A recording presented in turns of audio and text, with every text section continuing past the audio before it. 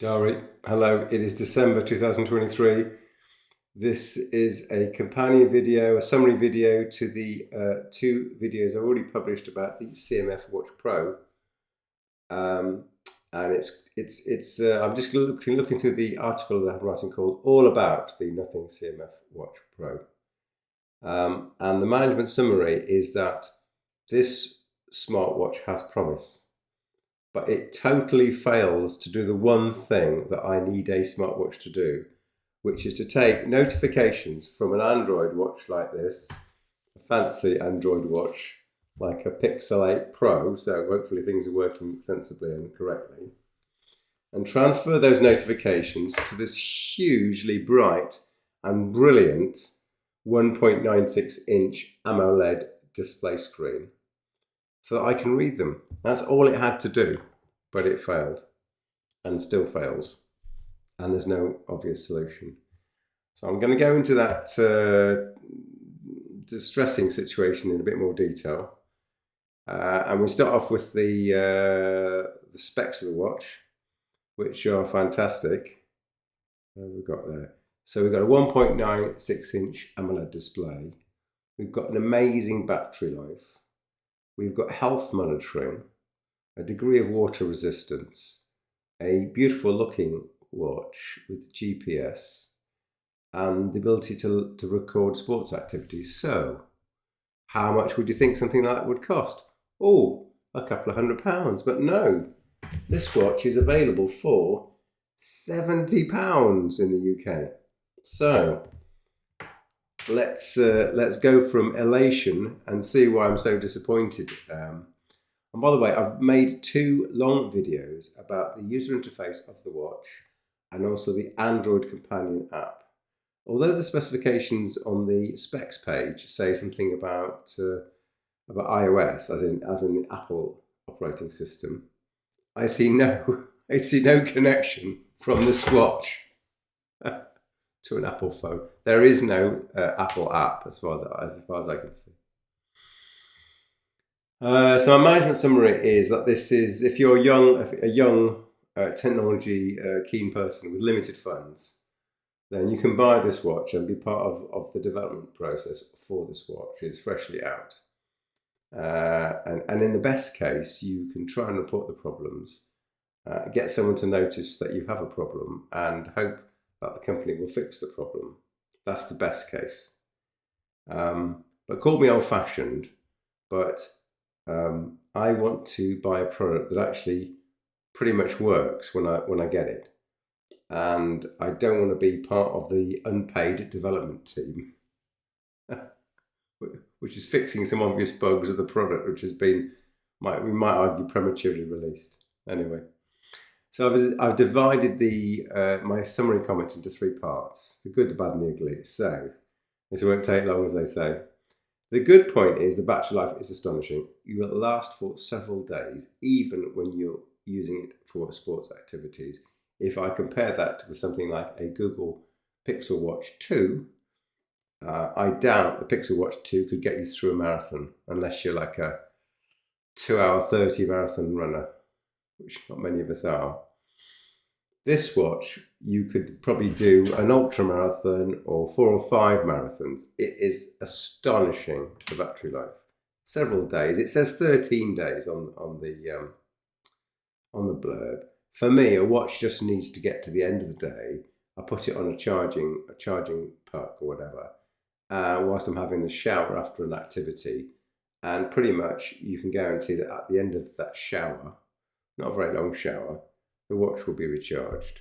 And that's certainly true of this watch. It is brilliant battery life. It's got a better battery life than the Apple Ultra 2. That's how good it is. The second brilliant thing about this watch is the display. Again, it's got a 1.96 bright AMOLED display. I normally turn the brightness up to maximum on any portable product.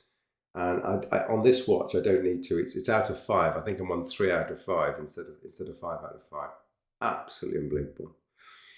In common with a lot of recent watches, obviously Apple is to blame for this pathetic trend. There's no bezel, which means to say that you can easily scratch this watch. It looks better, but there's no bezel. I can hardly blame CMF for that, because they're just following everyone else's terrible lead. Another good point is the basics are covered. This watch says it can do just about everything that you'd probably need in an entry level smartwatch. So what do we mean by that? It's got exercise monitoring. It's got a ludicrous number of activities it says it can monitor. It's got sleep tracking. It's got a torch. It ought to be able to display notifications from your smartphone. It can't, so I'll come to that later. It can display the date and time. It's a watch. It can send and receive phone calls. And it's got 24/7 continuous heart rate and blood ox monitoring. So that's all very impressive. Yes, it can receive and make phone calls. Personally, I am the sort of person who receives only calls on the watch. Now, if you've got an Apple Watch and an Apple smartphone, you're in a very lucky position, because as an example, you can start receiving the call on your watch, and then just by tapping on the dynamic island here, you'll see when a call comes in, you'll see at the top the phone has got like a little icon there. You can just tap on there, and you can transfer the call to your phone, and I find that's the perfect combination. I couldn't see a way of doing that on this device, but for £70, it's damn good. I think to make calls, you can either just dial, or you can add a contact in, and I think that's a bit flaky. You should be able to import your call, contact information from, let's say, Google Contacts, but you can't. So that's the good covered. On the bad side, we have got no app store. So this watch is really relaying information from your smartphone, and uses the internet connection from your smartphone. It doesn't have an app store, and I think that's a major problem, because with the app store comes, the whole concept of an app store is you have a set of developers who are developing and extending functionality of this watch, and that builds a community. And so without the app store, you don't have that development community, and so you don't have the same impetus and driving forward for the watch. So that's not good. Notification faults. Right, so the general problem with notifications are that, the first issue is that on the community forum there are numerous reports that notifications don't work correctly, in the sense that they just don't get through, or some apps get through but not others get through. It's unreliable. I've not tested it fully enough to have it be unreliable, because, drum roll, we're going to get to the major sticking point for me, which is the font size is small. So ironically, it's a very large screen, but not the title font, but the body font of the actual message is so small, it's almost illegible, and can't be changed. Now, that's not a problem on a watch with a large screen. You'd think that they would use a proportionately large font, but this uses a teeny tiny font on a super large screen, so not good. If I have one reason to return this product, it is because of that font issue. There are other problems which I would describe as bugs. For example, if the message is so long it goes over one screenful, you can't access the second screen.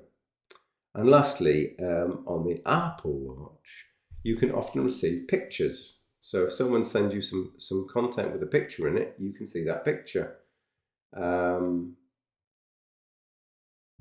here. So that's a disappointment. The other thing that's bad is exercise lock-in. Now, this isn't exclusively a problem with this watch, but many low-end smartwatches have this issue, which is that they claim to be able to monitor all these activities. You can transfer the information from the smartwatch to the smartphone, but then the data is locked inside that app. There are some crude tools to look at the trends, or look at what you've done in the last day, the last week, the last month. But that's not good enough. You need to be able to export that data at the minimum to Strava or some compatible platform. None of that exists. Major problem. Something called stress level. I've got no idea how that's calculated. There's something called AI noise reduction. What on earth are they talking about? I presume it's more marketing hype than anything else. And the way that calls are handled, I've mentioned, you should be able to use your contacts, not have to type stuff in. On the ugly side, I'd say problem reporting is not good. There's no obvious way I know of to, I'm a bit of a newbie, but I couldn't see a way to properly report bugs or suggestions. There's a forum, but the forum doesn't even have a section for the watch. It's got a section for the phone, nothing phone, and nothing earbuds. Well, what about the smartwatch? I mean, you know, nothing. No, sorry, pun not intended. There is no way that I can see to report bugs easily. And as with many community forums, it's basically an echo chamber of people saying, oh, this is fantastic. Well, things aren't quite so fantastic, and please, can they fix stuff? So that's very frustrating. And lastly, the font size. I'm coming back to the font size again. You've got a large, brilliant OLED screen, but you can't read the text because it's so small. Other things people have reported is that the app to smartwatch link can often break, and when that breaks, obviously nothing works. So that's annoying. I've not personally found that to be the case, and maybe because I'm using a redonkulously expensive smartphone to do the testing on. Okay, that's it. So, Mr. CMF Nothing Watch Pro, I'm afraid I shan't be keeping you much longer. I'd had high hopes that I'd be able to use you with this super expensive phone to leave the Apple subsystem. And the things I would miss in the Apple world, like the Find My Device apps and infrastructure with Apple tags. But it was something I was prepared and even looking forward to doing, being as this Pixel watch is just so Pixel phone is just so fantastic. But I'm afraid Nothing Watch Pro, you have let me down. So with that, bid you goodbye. Please do watch the other two videos, and thanks for watching.